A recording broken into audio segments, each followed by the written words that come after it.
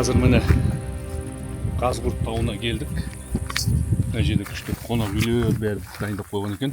Бұл жерде елге танымал болған. Бұл жаңағы Хауа ана мен Адам атаның тасы деймі, сондай жерлер екен. Өте зиярат етіп келіп жатқан адамдар көп екен. Бұл жерде бір екі тасты бар деймі, соның общем арасына өтсең күнәң аз ба, жоқ па, сондай болады екен. Өте алмасаң күнәң жоқ деймі, общем бір бөлек сондай нәрселер екен. Соларды көруге өз көзімізбен көріп келіп жатырмыз. Қалған гид қазір Махмут аға деймі, бір гид бар екен. Сол кісілер түсіндіреді. Соны не қыламыз. Махмут аға, сіз боласыз ба? Ой, ассалаумағалейкум. Сіз іздеп жүрміз, дәрет алып. Сіз анау тарихшы блогермізді. Не жерде талай жерді аралап келатырмыз. Ол Түркістаннан келатырмыз, анау мұны. Ол күшті екен сіздердің табиғаттарыңыз, үйлеріңіз. Берзаққа келіңіз қазір. Анау кісілер төмен түседі, одан кейін Құран оқып отыр. Сол болған соң шығамыз. Бияқ саяхат емес па? Емес, бияқ жігіттер. Бияқ келім екен, бияқ зиярат болған. Сондықтан бияққа басқаша көзқараспен қараймыз. Бияққа қызық үшін сіздердің бізге реклама, жаңағы ютубқа жіберіп жатқан бір тиын керек емес. Біз өзімізге қызық да? Өзіңе қызық болса. Біз ана көріңіздер, Дон Наколесовпен қыдырып жүрміз, ары бері қуанып. Енді оны ошақтан қазір қаяқтан түсіруге болады, айтамын, ақ жақта уже болмайды. Ошақтан, пожалуйста, түсіреміз. Жаңа кім дрон сіздер жібердіңіздер ме? Аха. Біз оны білген жоқпыз, бізге ол неяқты келгеннен кейін айтты. Қойыңда деп айқайдадым, еспеді ма дедім, кейін жоқ болып кетті дейсіз ба? Жақсы. Қайдан келдіңдер? Біз Алматыдан. Қай ауылдың баласында? Біз мынау Қостанайдікі Арғын. Ассалаумағалейкум. Мен туысқаным, мен Арғынмын. Мен шай көзіміз. Ұлы жүз Ошақты. Ошақты өзіміздің ауыл болып яқтан екен. Қаракерей ортасы. Бұл туысқаным мен де. Ал не қабыл болсын жігіттер. Жақсы. Ал балам, давай сәттілік саған. Жақсы. Сауық алу керек пе? Болса алма су, бұл жерде емдік су бар. Тарихын айтып жүрмедіңіздер бір? Енді бүкіл түркі әдебиетінде айтылатын мекен Ғайып-ерен Қыршытен киелі. Ғайып-ерен Қыршыт. Алтай епсін оқы, Алтайда жас бол. Алтайға кім жатады? Ноғай, кім? Бурят, Хақас, кім тағы да? Якут жатады. Соның епсінде жас бол. Ғайып-ерен Қыршытен үстінде оңды болсын, қадағата жолдасын үстінде. Ноғай епсін оқысы, бүкіл Кавказды тасады мұсылмандар. Башқұр епсін оқы. Манасты оқы, Қыжыбек Алпамысты айтылатын келмеген осы ғой. Сондықтан сізбен біз бұяқ келді, Аллах жақындасып әсер себебіз деп білеміз. Сондықтан мына істеп жатқан дүниенің бәрі сендердің құрметтеріңе келгенде ыңғайлы болсын, жақсы болсын деп. Бізге ешкім бұяққа су әкеп берген жоқ. Біз газ әкеп берген жоқ. Жол сап берген біз атамыз бастады, соның жолымен біз осыны бәрін жайлап реттеп келе жатырмыз. Мына салып жатқан міне кітапхана, мұражай, мешіт салып жатыр. Қонатын жайларының бәрі. Ас бергенде 5.000 теңге бір күндігі тамаң ужин завтра, соның ішінде қонуң тегін қайырымдылық қонуң сен тамағыңа төле енді. Сондықтан бұяққа сізбен біз жақсылықпен келеміз. Енді сізді құрметтеп келсеңіздер, біз әр уақыт есігіміз ашық, ұлтқа бөлмейміз, дінге бөлмейміз, келсең бісмілләхи айтып алғышқа алып кіре береміз. Сондықтан мына келін екен, анаяқтың бәрін шетінен қоршап қойғанымыз үшін не тигізбей аяқ астырмаймын. Соның ішінде кеп күш көрсетіп кететіндер көп. Неге? Сен сатып алдың да, бизнес қылдың. Мен еттім, сен ақша талап еттің, мен сен апарыптың жоғана. Саламасын ет. Не болды қызым? Бала бір үй тас алып қойған. Болмайды, әкең біз. Қай бала алды? Алла, жақсылық болсын. Өзіңіз апарып қойсын. Болды еді.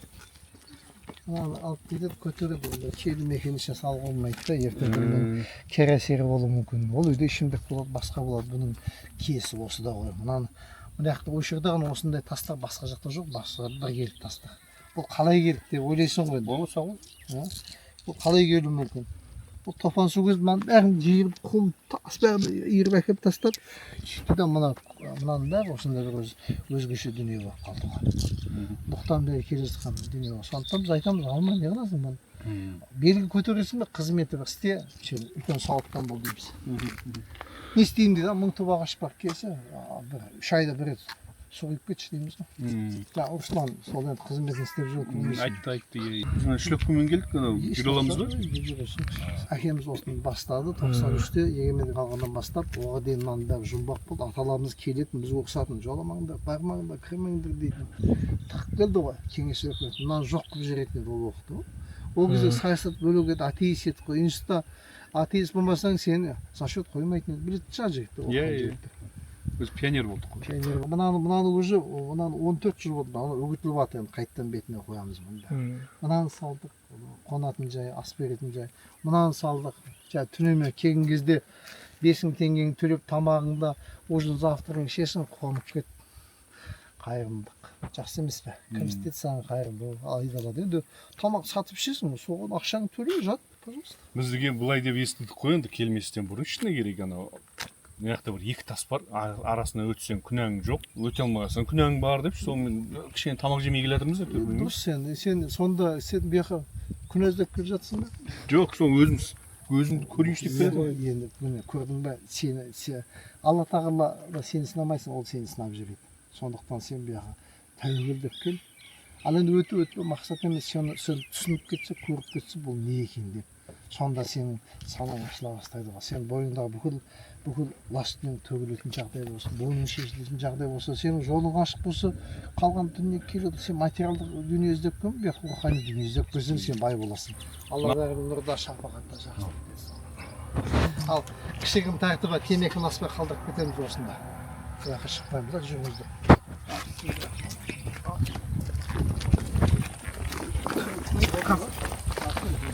Мына дүниенің бәрін осы келген адамдар ғали болсын деп әкеміз бастады. Әкеміз соңымызды біз 93-те соңынан еріп келдік.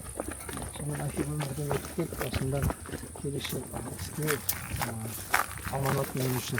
Келешек уақытта аманат жасаса дейміз мына. Әркім білген істейтін болса бұл аяқ асты болады деп анау шығып кетеді, мына суретке түсіп кетеді, біреу сиіп шығып кететін бұл жағдай. Сіз енді өзіңіз бір балаңызға дайындап отқан шығарсыз енді сізге? Мүмкін сен келуің мүмкін, бір Алла біледі. Атадан балаға дегенге енді мен атаммен бірге бастадым. Әкеммен бірге бастады. Әкеміз де басқанда істеп жүрдім, ал енді кім біледі ерте кімге бұйырады. дайындауды көрдік бар еді. Беш санатымызды сен сап береді. Дәмештік не? Кітап салам, жай саламыз, сен кейінізде намазған оқыма, сен оқыса кітап оқыса. Көне кітаптар жинап жүрміз мысалы. Сен мұражай, көне ата-аналарымнан салған көне дүние бар, соны қойып қоямыз. Сен көріп соны оның уақытын есін Құдай соны көруді нәсіп етейік. Темір шектілдейміз, масыл уақытында оқып. Ол тазалыққа қоспаймыз.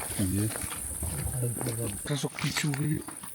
Ойланбаппыз енді. Бақыласыңыз қойсаңыз қайтар келіп аламыз. Жақында мына көтереміз. Ал енді мына келген жеріміздің атауы Ғайберген Қайшылтен бүкіл айтты қой жаңа бүкіл түркі әдебиетіне айтылатын мекен мына соның босағасы. Босақ ата дейді. Босағы неден тұрады? Оңызды ұлдан тұрады, соғызды қыздан тұрады.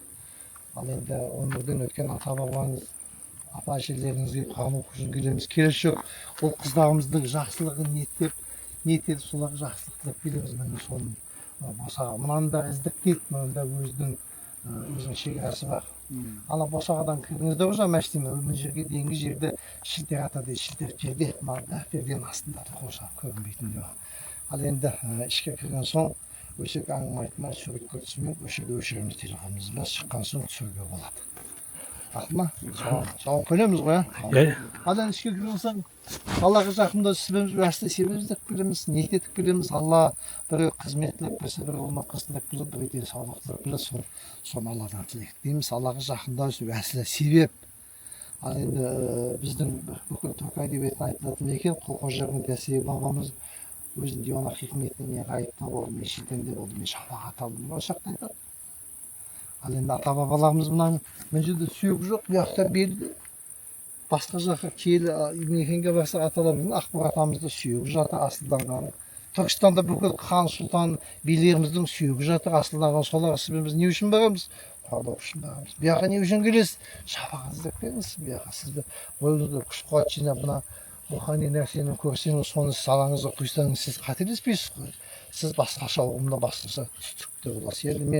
Енді бұл біздің рухани түріміз, рухани матрица деп түсінсек болады. Себебі босаға мен істеген жоқпын, босаға көрсетіп қойып, сен санаңа құйсайшы, босаға екен, мына босаға аттама, жанын өтпе, ортадан өт, бісміллә рахман рахимді ортадан өт. Бұрынғы ата-анамның үйлері қар үйі не болды, босағасы кішкентай, ішке кіріп сәлем етіп кіреміз. Мына ішке кірген кезде алла бүкіл мына ішінде бір 18 мың адамның белгісіз қойып қойған, сондықтан сіз келгенде жақсы жақсылықпен келейік, ниет етіп келейік. Ал дайынбыз ғой? Дайынбыз. Алла ниет қабыл болсын. Ал мына бер жақта белгіні байқап ба, қызыл сызық тұр. Қолыңыз сызық. Атасы, анасы, баласы бір бетте. Атасы,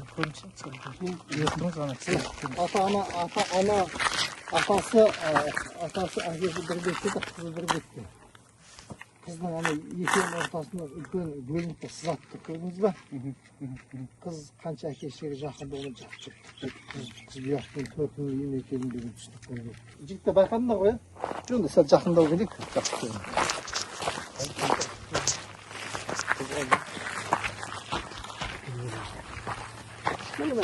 Атасы, анасы, баласы бір бетте, қызы бір бетте тұрып басында сәлкелейді. Адам қоңыр ма не? Иә. Адам атаны Алла тағала неден жаратты? Бұл жерде цемент жоқ қой, темір жоқ, мықтан да тұрған дүние ғой. Адам атаны бойы қанша білек? 60 білектен 60 білек. Ішінде кеуек. Яқтан су өтетін екі жері ниет етін ата қолтығы дейді. Яқтан шығады, атаның жолы өтен. Пешенен өтіп Алла пешенен жақсылық жасалла. Өмірі сүйген нәсіп ет, кәсібімен берекет берді ме? Өтетін жай мынау, екеуінің ортасы аяқ жағын қашаған машын. Онда мақсал ата-анам алдында қателікті кешірдіп, етіп өтетін жақ бөліп, екі өтетін жай бар. Ояқтан өтемасаң, ояқтан өтесің. Ояқ күші жоға жатады, я өлген жол. Атамның шапаны сұрып көз көрбасында ма? Сен менің міндетім алтап, нантап, балашағынды бақ дейді. Ата өз кеудесін отқа түтесі от болса, оша қапанасына ұстап, саған маған міндетіміз көрсетті. Тез қой, желге, қарға, өз кеудесін отқа түтесі от болса, оша қапанасына ұстап, міндетіміз көрсетті. Құда қаласа қайта кезде Құран оқып қойса өтуге болады. Өту шарт емес. Бұнда там заманымен айтып болған, Күржібекті айтып болған, Алпамысты айтып болған, Көрлой, бүкіл эпостарды айтып болған келім екен осы ғой. 40 аталар, мен соның үлкені мына адам аты Ағыбек қалған. Қайта кезде Құда қаласа өтуге болады. Ал енді мына Ағыбектен шығады, ондағы мақсат ата-анам алдында қателікті кешір, Алламен жақсы жолға түсуге өтетін жол осы. Үйден ниеттен бастан шығар жағатын жай мынау. Бұл жерде 5 саусағымызды жігітке көрдіңдер ма? Ер адамды қол қойып Аллаға иман келтіріп. Иманның ең қуаттысы не? Аллаға сену, ғайыпқа сену, періштелерге сіздің келген жеріңіз ғайып берген тіршілден. Құранда Имран сүресінің 59 аятында жазып қойыпты, ғайыпқа иман келтірді. Құранның 60 жерінде айтылатын келім екен осы жігіттер. Не дейді? Мұнаның бірі мен істеген жоқпын, сен істеген жоқсың. Мұнаның бірі Алланың бізге көрсетіп қойған табиғи түріндегі белгісі. Біздікі өзінікі өндірісті, ол сапасы жау екен. Жеті жолы. Солай ма? Сен жетінші саусаққа түсіп кетті. Мына алтын саусақты қызым, мына бесінші атып қоя бер. Бәрекелді, Алла ниет қабыл болсын. Алла кәсібіңе берекет берсін. Қайтып өтемін сен өтпей-ақ қайтып қой. Қолтықтан өт, атаның жолы үлкен болады. Атаның қолтығы үлкен болады, жолы үлкен болады. Өте болады. Анау Израильде болдыңдар ма? Мен болдым. Сен плащаны көрдің ба? Көрдім. Мен істеген плащаны сен түп нұсқаны. Мен помазаны сен бұныңдай қол қойған жоқсың ба? Оларда қолыма қашап істеп қойған. Бізде түп нұсқасы осында тұр. Еврей халқы шешесінің фамилиясын алады. Мен барған кезде сұрады ғой менен. У тебя мама еврейка деп сұрады ғой. Еврей десең бітті сен ауыстырып отырсың, қаласың осы. Ал енді сен тесік жоқ деді. Неге тесік жоқ бұяқта білесің бе?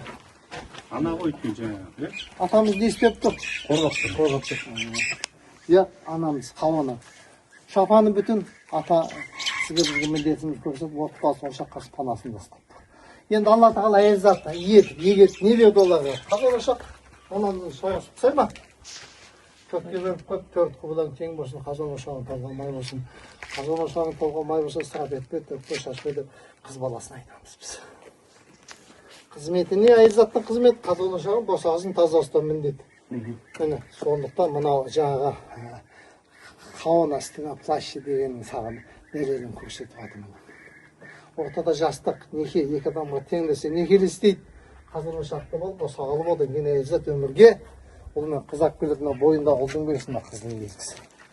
Іштеріне медика ма? Ал енді әйелзат, ер адамның жүйкесі қотынап жүрген әйелзат. XY сен хромосома. Көрдіңбі сондықтан. Мін дәле бұнда да ұлдың жолы бір саты дейі екен. Өмір жолына қыз келген соң бір тәулік сүзін солының қызға мейірім шабағы төгіп кеудесінен сүттамады анамыз анау, ана сүті.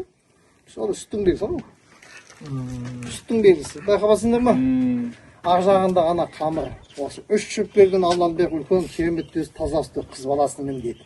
Ер адам міндеті малтап бала шағылмақ дейді. Ал енді қыздарға айтамыз, сіз қазір ошағыңызға ие болсаңыз да отбасыңызды сыйлаңыз. Сол кезде ғана сіздің ақ сүтіңіз ақталады, өмірге жақсы ұл мен қыз келе алады, сүттің қаны қайналады. Отбасын сыйламастан бір ұрпақ келеді. Ол ұрпақ әке мен шешенің қателігін қайталайды. Сондықтан көп нәрсе әйел затына байланысты. Неге дейді? Ер адамның жақсылығын көрсете білетін, жамандығын жасыра білетін қасиет қыздарсы дейді бұл өзі дейді. Сен қасиетті көрсете білмесең өзіңнің өзі дейміз. Ал енді жігіттер бізді бақытты болатын, бай қылатын әйел затың тоқтатпау болмайды. Сенің менің міндетім малтап, нартап, балашанда бақытты. Осы үйлесімде теңескенде біз жақсы ұл мен қыз тәрбиелейміз, жақсы отбасы боламыз, жақсы мемлекет боламыз жігіттер. Мен алдымызда тұр кішкентай ғана дүние, кішкентай ғана нәрсе көп. Осыны сен білсең қателеспейсің. Мен негізгі біздің мен рухани, матрицаның рухани түбіміз осыны түсінсеңдік алдымыз көрсетіп. Міне ұлдың мынаны төгіп тұрған мейірім шапағат, баққайды анам аяғында мынандай мейірім шапағат емес па?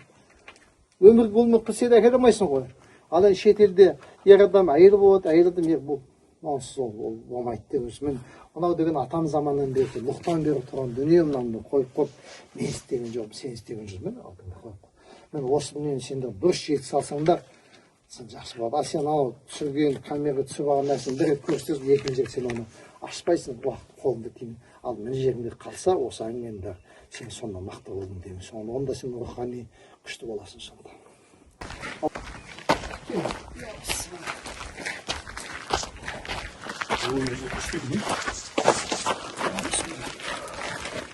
Жайласып отырмаймын, сөйтіп құрамасын.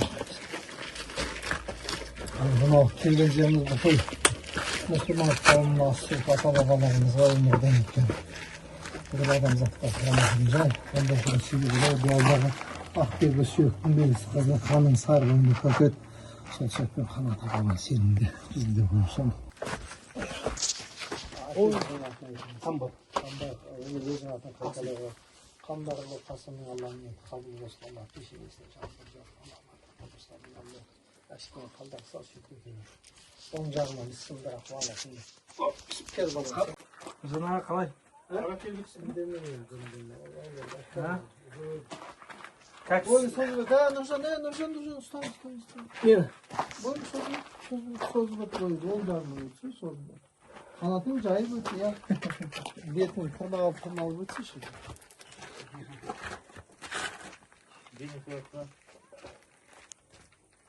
Сен алардың бәрін майлап бердіңіз. Келесі адамда түліп өтеді. Allah'tan rahmet olsun da şafaat olsun. Allah'ım ailelerine bağırlardan niyetler kabul olsun Allah'ım. Herkesin otbasına жақсылық болсын. Sizler de Allah orada şafaatta жақсылық.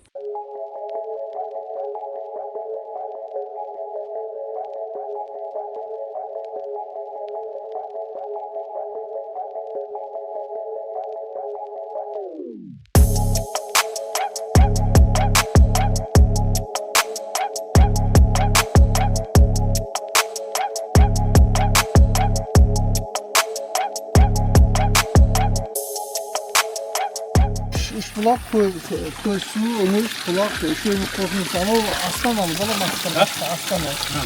Üçüncü de korkmadı. Yendik sıfatı da. Yerden ki şaktık seni. Oy bey. Peki. At veriyorsun bolunca? O işimiz işi varsa mı? Como que şu indiğin? Ne oldu? Kaşını kolmayın. Sağ indiğin bu. Yok, üçten sağlıkta bu. Қайын жұтқа да қызмет етейін ғой бұл көшті ұрын. Северден кепті. Koysam. ал осындай жігіт болған. Мен біздің ауыл осы, өскен жеріміз осы, есігіміз әр уақытта ашық, күн шыға, күн бата біз қызметтерді күн батқанша өстіп, кешке келген соң келіп алып айқын шығарып болсын болмайды. күндіз ғана келу керек. Күн енді анау ішке сәуле түспеген соң ішті сен қуат қалсаң бірін тоқтап қалса керек. Болады ғой дұрыс па? Я түнде. Техника безопасности. Ой, аны тағы бір өзің. Бізден кейін топтап шығамыз. Міне сен іштен кіресің, күн қалайсың, өзіңше түсіріп аласың, өтіп барасың. Мықты мынау сөйтеді ғой, үйтіп қасап жүреді. Өзінің несімен? Өзіңе салатты ғой, мені бізден сұраған жоқ қой, үйтіп қасалады. Сонымен ол ертеңгі күн басқаша, менің айтқанымды емес, басқаша түсініп қоймайды. Ой, ол тас қой дейді, бірінші мәселе. Тас қой дейді, оны жаңа көп адам ойлайды, мынау барып тасқа тағылып кетті дейді. Ана тастың ішінде миллиондаған тас бар да, сен белгі десең, сен қателеспейсің. Мысалы, сіздің ата-бабаңыз өмірден өтті, басына белгі қойдыңыз ба, атам жатыр, бабамның. Ол сенің ата-бабаңның белгісі де сол, атаны сүйрейді. Енді мынау да белгі ғой бізге, саған маған көрсетіп қойған түсінік знаки дейміз бе, қалай айтамыз жоқшы. Белгі ана босаға белгісі, жемістің белгісі, анам атаның белгісі, қауырданың белгісі. Солай дұрыс жеткізетін болса, ол басқа адамдар басқаша түсінеді. Көп адам ойлайды, тасқа бардым, тастан өттім. Тасқа барса, тас болып кетесің, басқаша түсінеді. Бұның құдіреті, қасиеті төмендей бастайды. Статусының бәрін төмендей. Тас қайландырып жүргенде. Ал оны сен басқаша түсінсейші, белгі бар, саған көрсетіп қойып. Атамызды шапаны, шұрттес, ер адам міндеті мал табу. Анамыз жақта қазан ошақпен босағаны қойыпты. Сол кісі соған екінің таза ұстау міндет екен. Өмір болмен қызарып келу әйел заттан міндет екен. Солай түсінік болатын болса адам енді сәл басқаша өзгереді ғой деген мәселе. Әй, қазағым-ай, құдды күнде бір шындық айтып жүрген адам сияқты сөйлейсіңдер. Атилла дейміз ғой. Зачем кружка? Соның құнды дүниесі осы маңда болуы мүмкін. Bir Алла біледі. Кім біледі? Ешқандай сүйек жоқ дейсем мына жерде жаңа. Бұл жақта мынандай белгі ғой саған көрсетіп қойды. Ол адамның сүйегі жоқ қой. Елдер ойлап келуі мүмкін деген ғой, сүйек бар анау мынау. Бағана айқайлаған сол екен ғой. Иә.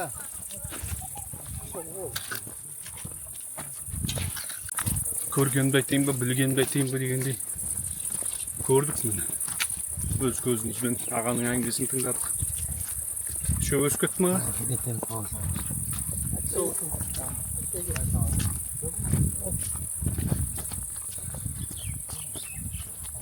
Шашақ қапты. Көтеріліп шығу деген қиын екен. Қиын болғанда қиын емес, болса аяқ киім шлепка болмайды екен. Кроссовка киіп шығу керек екен. Сосын екі тастың ортасында мен ешкім үйрете алмадым. В общем, жаман күн ақыр сияқты ма?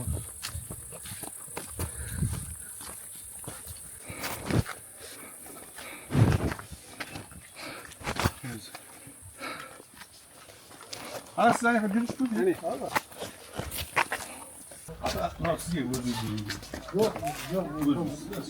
Ал енді біз 30-40 минуттай шамамен тауға көтеріліп таудан түстік. Сол кездегі жаңа гид ағамыз бізге бәрін түсіндірді.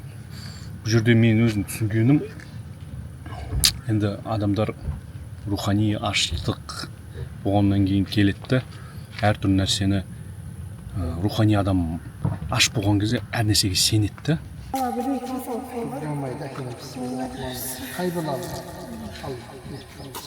Негізі біздің қара шаңырағымыз муфтият бар. Құдайға шүкір, дін жағынан білікті имамдарымыз бар. Бұл жерлерде енді ағамыз енді ағынан жарылып енді шын ниетпен түсіндіріп жатыр ғой енді. Біз енді мен өз басым кезінде естігем, жаңағы тас бар, тастың арасынан өте алсаң күнәң жоқ, күнәң аз. Егер өте алмасаң күнәң көп дегендей сөйтсе ана. Енді ата мысалы мына жерде осы таудағы барлық тасқа бір әйтеуір бір өз тас енді білесіз ғой, табиғи әртүрлі формада болады. Сол формасына қарай сипат беріп қойған ғой жаңағы. Мынау тас, мынау тас, мынандай адам ата, мына жер жатыр, мына жер қамбар ата, мына жер әр нәрсеге ұқсастырып бір келтіре берген ғой. Жай намаз, жалпақтық тасты, жаңағы намазхана деп. Енді мен айтар едім да, мұндай жерлерден кәдімгі бір туристік бір демалатын бір орын болса, өйткені көп әдемі жерлер бар мына жерде. Гостиница, қонақ үй, намазхана салып жатыр екен. Кәдімгі мықты үйшіктер анау Афрейм сияқты үйлер мысалы керемет та, табиғаты, ауасы, мынау жаңағы бұлақ бар екен. Бұлақтың мүмкін бір жақсы бір шипасы бар шығар, андай бір химиялық элементтер бар шығар мүмкін. Енді ата мысалы түсіндіреді де кейбір жерлерде бұл тастан құралған, тастарда әрқайсысы бір химиялық элементтер тұрады, олар нұр болады, сол нұр саған келеді, анау мынау деп ниетіңе байланысты, өзіңде ниетіңе байланысты сен соны аласың деп айтады да. Енді мен енді қорытындылай келе түсінгенім, адам баласы бір нәрсеге сенгісі келетін болса, соны сене береді екен. Білім жоқ болса. Бұда өз атамыздың айтқандай, бұнда ешбір адам жерленбеген, ешқандай сүйек жоқ. Жақтырғанда белгілі саңыз қашады. Адам сүйегі жоқ дейді. Елдерге ойлап қою мүмкін деген ғой, сүйек бар. Бұл жерлерде ешқандай бір ғалым, не болмаса жаңағы әулие адамдар бір жатқан жоқ та. Әшейін кәдімгі табиғи тас. Кәдімгі тастар, екі тастың ортасы бар, сол адамдар өтеді, жаңағы өте алатындар өтеді, өте алмайды, өтеді. Естественно, семіз, қарыны бар, адам өте алмайды, жіңішкелер өтіп кетеді дегендей. Біз енді бұл жерге келер алдын, бұл жерді біз зерттеп, оқыдық, ютубты қарадық, не бар, не жоқ. Ешқандай бір нақты бір дерек жоқ та, дерек көз. Адам бір нәрсеге сену үшін дерек көз болу керек қой, кітап болу керек. Мысалы бізде мұсылман болғаннан кейін бізде ислам дінінде Құран кітап бар, пайғамбар саллаллаху алейхи вассалам хадистер бар, ғұламалардың кітаптары бар дегенде біз соларды оқимыз. Бір оқығаннан кейін сол жақта кәдімгі дәлел мен дәйек болады. Бұл жерде енді ешқандай дәлел жоқ. Бір тас бір нәрсеге ұқсайды, бір тас анаған ұқсайды, бір жағынан сөйтіп. Енді өйткені рухани мұқтаж адамдар келеді де осындай бір көмек сұрап кетеді тастардан, адам ата деп ше. Негізі адам ата мен Хауа анамыз сонау Арафат тауында кездескен, жәннаттан түскеннен кейін. Оның барлығы біледі. Жиддеден қалада Хауа анамыз түскен. Ол белгілі тарихта. Не де болса да достар, сіздер өз ойларыңызды жазыңыздар. Мен осы жерді өзім ойымша, бұл жер географиялық тұрғыда табиғаты керемет, таза ауа. Жай бір демалып кетуге болады да, бірақ құлшылық ретінде Құдайдан бір Алладан сұрау мақсатында бұнда ешқандай бір негіз жоқ та, ешқандай бір негіз жоқ. Бірақ осында қызмет етіп, осы жерді абаттандырып, осы жерге қызмет еткен ағаларымызға рахметімді айтамын, өйткені таза күйінде ұстап отыр. Сол кісілерге бір қолдарына бір кішкене болса да өзіміздің көмегімізді беріп кеттік. Ешқандай бір әулиелікке емес, ешқандай бір діни бір наным сенімге емес, әшейін інілік, ағалық ретінде бір кәде жарағына жарасын деп судың ақшасын төлесе деген.